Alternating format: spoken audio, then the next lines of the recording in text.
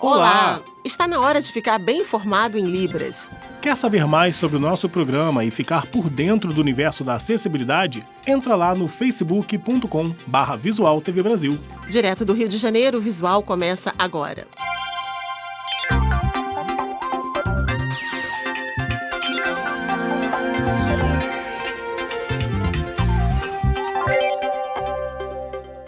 A gente começa o Visual de hoje falando do sucesso do Brasil quando o assunto é HIV.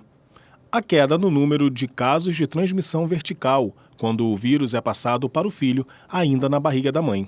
Curitiba, por exemplo, é a primeira cidade do país a eliminar esse tipo de transmissão. Veja como é feito todo o trabalho de prevenção. Vivendo há 15 anos na CAASA, uma casa de apoio ao portador do HIV, este jovem tem o vírus desde bebê.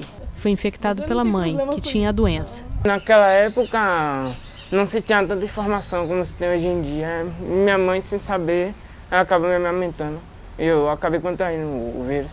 Naquela época ainda não se adotavam medidas que reduzem e muito a transmissão vertical do HIV, a passada de mãe para filho.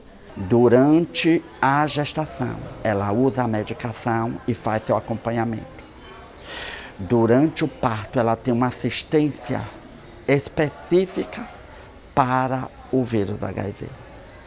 E após o parto, ela tem ainda acompanhamento para dar suporte a ela e também ela é orientada e educada para não amamentar essa criança, que é importante que a mãe entenda isso como fator que vai contribuir para evitar a contaminação do seu filhinho. Os bebês que hoje chegam aqui são tratados desde o nascimento. Filhos de mulheres que vivem com o vírus foram separados de suas mães pelo Conselho Tutelar por diversos motivos, mas aqui eles têm atenção integral. Por no mínimo 2 anos, esses bebês permanecem aqui na CAASA. Eles recebem diariamente uma medicação e também fazem exames até que seja constatada a negativação do HIV. A maioria em si, elas conseguem ser negativadas. Em torno de 80% a 90% dessas crianças elas conseguem. Por isso é importante o uso do antirretroviral logo no início. Enquanto ainda não há cura para os adultos, para os bebês de mães vivendo com HIV, as expectativas são as melhores. A perspectiva ela é favorável quando se tem promoção e prevenção à saúde, né? Porque, consequentemente, nós teremos uma sociedade mais saudável e com um menor risco de infecção a HIV/AIDS. Crianças de áreas mais pobres têm menos oportunidades na saúde, educação e lazer se comparadas às de regiões mais ricas. E um estudo divulgado em São Paulo mostra o tamanho desse prejuízo. O repórter Dimas Soldi tem as informações. O Observatório da Primeira Infância é um estudo inédito e analisa a situação das crianças de 0 a 6 anos aqui da capital paulista. Segundo o estudo, cerca de 500 mil crianças vivem em regiões periféricas, em situação de vulnerabilidade social. Elas levam, por exemplo, mais de 1 ano para terem acesso a uma creche e mais de 40 dias para terem acesso a uma consulta médica. O que a gente observa de uma forma geral é que essas crianças elas estão nos lugares carentes. Uma criança a cada 2, metade das crianças, 500 mil crianças aproximadamente, estão nos bairros mais carentes da cidade. Portanto, são os que mais têm problemas e menos oferecem serviços, como qualidade de educação, qualidade de saúde, calçadas, segurança, saneamento. Então, se nós quisermos cuidar dessas crianças, o que a gente observa é que a gente efetivamente tem que investir em serviços, em melhoria de serviços, para que elas possam ter um futuro, o futuro que nós desejamos. Você acompanhou aqui no Visual uma série sobre patrimônios da Bahia. Na última reportagem, vamos falar daquela que é a cara do estado, a baiana do acarajé. Ela tem conquistado seu espaço profissional depois que a atividade foi tombada como patrimônio cultural imaterial do Brasil. A reportagem é de Karina Dourado, em parceria com a TVE Bahia. É na boca do fogão que o trabalho começa. Mexe o caruru, mexe o vatapá, haja abraço. Mas Tânia faz com prazer tudo que vai pro tabuleiro.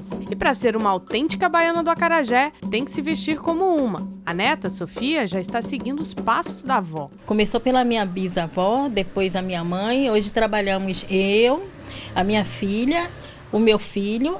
E Sofia, nós estamos incentivando e mostrando a ela do que é que vem a ser uma baiana, os saberes. Da casa da Tânia para um dos cartões postais de Salvador. É aqui no Farol da Barra que ela monta o seu tabuleiro. E é o que a gente vai conhecer agora. Patrimônio cultural e material do país desde 2005, a baiana do acarajé também é profissão, o que valoriza e também preserva todo um modo de fazer e vender a comida que se consagrou como a cara da Bahia. A baiana é um ícone. A baiana é que representa o estado da Bahia. A baiana é que gera, gera emprego e tudo mais. Ela tem um valor simbólico para todos nós aqui da Bahia, eu acho para os brasileiros em geral.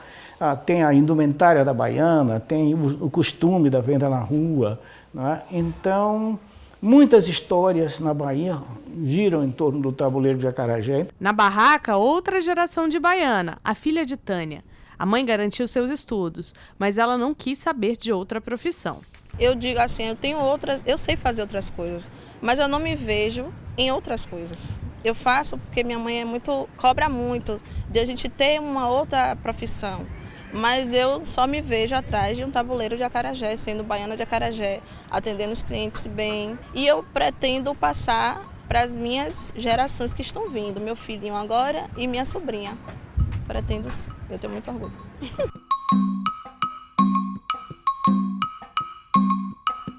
No tabuleiro, não apenas o acarajé, mas tudo que a baiana tem que oferecer. E é assim que Tânia e sua família, como muitas outras, preservam uma tradição de séculos que surgiu ainda no tempo do Brasil colonial com as mulheres negras escravizadas e que ainda hoje conta pelos cantos de Salvador a história de um povo que preserva a sua identidade. Todo mundo gosta de acarajé. E agora vamos falar de esporte.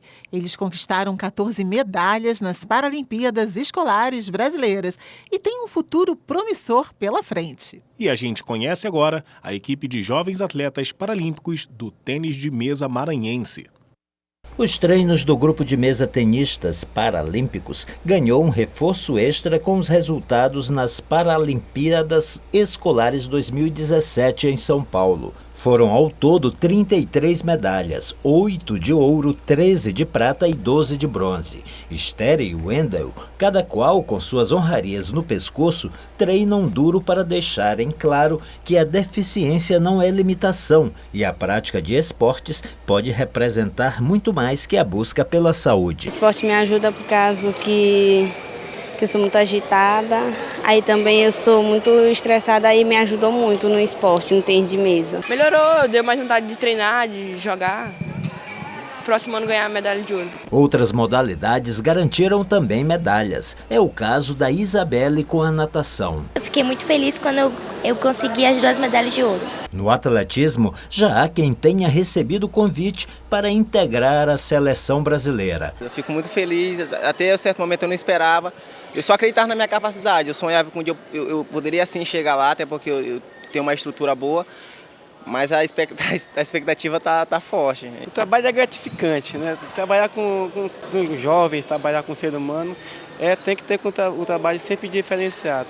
Mas trabalhar com uma pessoa com deficiência é gratificante porque você vê sempre a superação. A pessoa já chega com a gente com vontade de se superar. Para o coordenador da delegação maranhense, os resultados são frutos de um trabalho que inclui o recrutamento dos atletas. E nós estamos rodando as escolas, tanto da capital como do interior, os pais que têm o filho cadeirante, que está na faixa de 12 a 17 anos, que não esconda. Ele pode ser deficiente físico, cadeirante,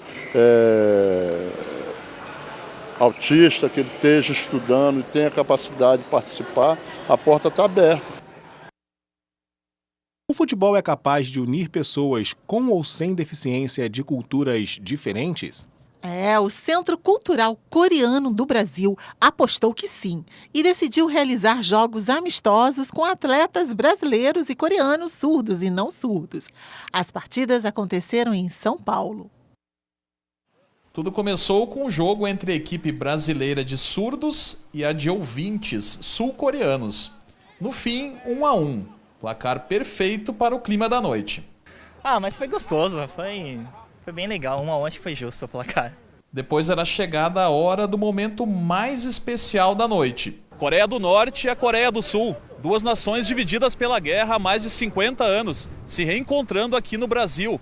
E onde a única arma é a bola de futebol, que não causa mal a ninguém. Essa foi a primeira partida dos norte-coreanos. Derrota por 1-0, que representou uma vitória para eles.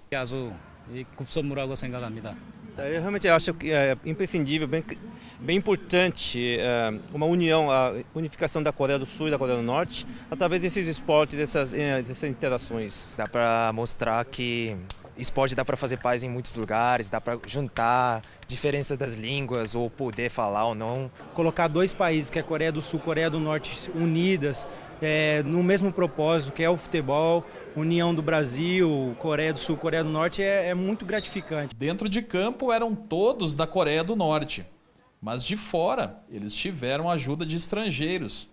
O técnico era brasileiro. É um modo de interagir os surdos da Coreia, ter uma experiência fora do estado, com outras culturas. A comissão tinha até um vizinho do Sul, o auxiliar. Eles são gente boa, então depois acostumado a ficar com eles. E agora, ele gosta de mim, eu gosto de eles também.